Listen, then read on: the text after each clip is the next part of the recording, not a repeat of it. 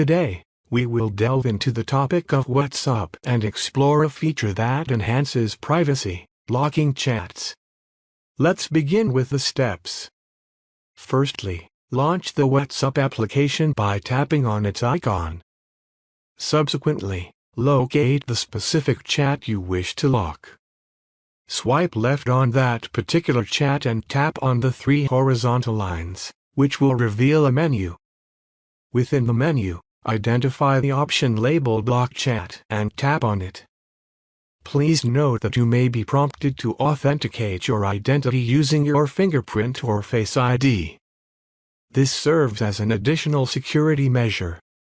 Once the authentication process is complete, the selected chat will be concealed from the main chat list. To access locked chats, simply swipe down on the main chat screen and tap on the Locked Chats section. You will then be prompted to provide your Face ID or Touch ID to unlock the chats.